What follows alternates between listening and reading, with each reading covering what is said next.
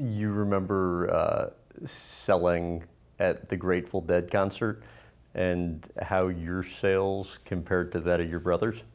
Yeah, yeah. Those guys were deadbeats. They didn't do a thing. This was when we were, it's one of my favorite movies, Glengarry Glen Ross. It's like, the sign in the back, it says, salesmen are born, they're not made, and so you have like this, like, is it in you or not?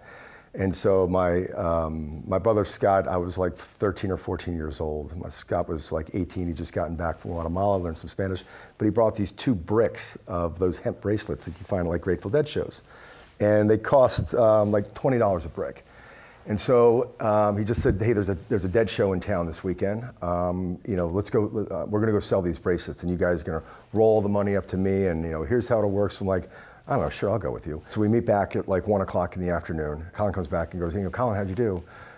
He's a writer in Seattle now. And he goes, well, I sold the first couple and then I started feeling guilty about how much money we made, so I just gave the rest of them away.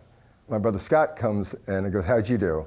And it looks like he was trading beers for bracelets or maybe something else. And he was sort of out there. I'm like, you guys are like, give me the rest of them. I got $350 in my pocket. I've been sold out for an hour. Like, give me the rest. I'm gonna go sell the rest of them. So, and then as I got older from 14 and grew up and continued to do Dead shows, and started getting big for football, I started looking too much like a cop, so people stopped buying stuff from me. Really?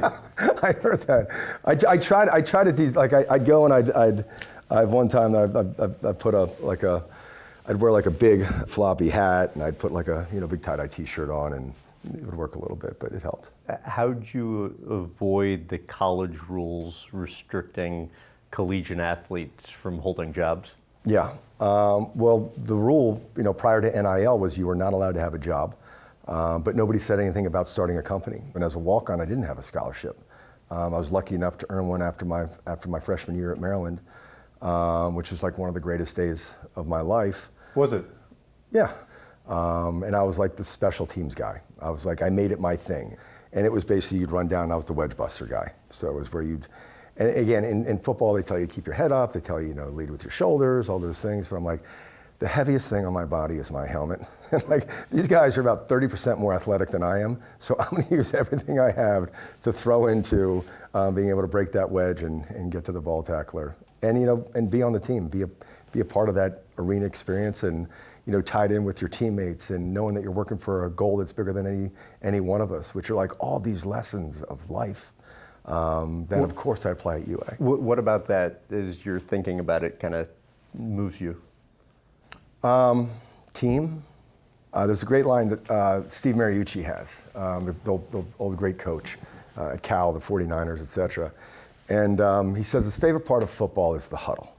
It's where you get all these different, these people that come from different places, different backgrounds, different colors, different religions, different sizes. And in this one moment, everybody comes together, everybody gets quiet, and they yield to one person to say, what are we doing?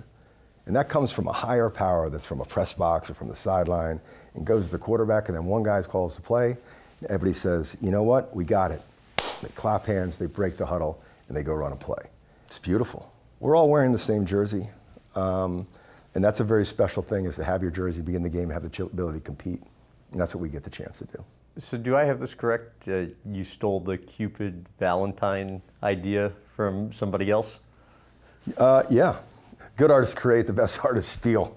I was at College Park, I'd realized that this bracelet thing, my brother wasn't going to learn Spanish anymore, and so I'd sold through the 2,000 of bracelets, and I was getting into t-shirts. But this is one thing that in the calendar, as a walk-on, I was always trying to say, like, Mom, Dad, like, I got it, like, I'll get my tuition and books. Now, to be clear, I don't think I told my parents about the scholarship till at least 6 months after I had it. And so, like, tuition books, like, boy, it's gonna be a hard year, Mom. I hate doing it. Maybe next year I'll take the $3,000. No, but I was my freshman year at Maryland. I'd gone to work for some guy, and he said, "Hey, I've got this rose service. Can you help me deliver flowers?" And I walk in this apartment, and it was like 1 or 2 in the afternoon, and there's like 8 people running around. It's totally disorganized. This guy's like assembling flowers in his room. And I'm like, he's like, I need you to deliver these flowers. He gave me like 12 orders. And it was like College Park, Bethesda. It was like in 30 miles apart. It was a Friday afternoon. And I remember getting in the car, and I ended up delivering all the flowers, and the last one I delivered was like 10:30 at night, because it was like, this was the mission, so I did the mission for him. I got back and said, this is the worst organized thing I've ever seen. He's like, yeah, man, I'm graduating. So I was like, all right, we can do better than that. So the next year, I'm like, this is a pretty good business, because it comes right after, or right in the middle of winter workouts starting, just before spring ball. So there was like a break where February 14th hit in the calendar of a football calendar.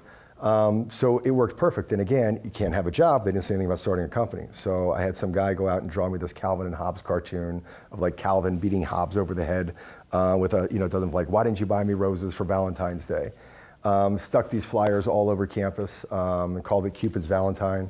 Our kind buds smoke all the competition, which led to a bunch of knuckleheads calling like, do you really have kind buds? There was like, this is a serious business. We're selling flowers, $25 for a dozen flowers my freshman year, and bought 1,200 flowers, put them in boxes, sold through all 100 dozen flowers. Gross had a $5 delivery charge, gross $3,000, cost me like $600. I'm like, this is great.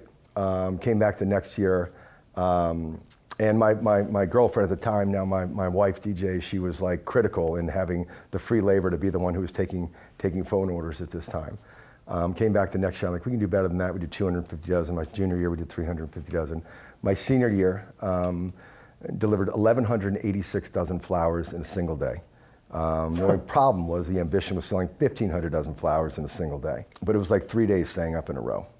And I'll never forget, taking phone calls, like leading up into like some of the like important lessons learned from, flower delivery was I also bartended on Wednesday nights. Which I heard you were quite the bartender. Not bad. But that's where I learned a lot of great lessons behind a bar too, where you learn fast math, you learn how to deal with people, you learn how to manage with, the person who's like, they're waving a $10 bill at you and, trying to be a big shot or something else. I'm like, let's be clear, I can be bought, it's just not $10 for this amount. So, and I'll make her fall in love with you too, if you, let me help out to be a good bartender. In a weird way, do you think bartending actually was quite beneficial in teaching you sales skills? Incredibly important.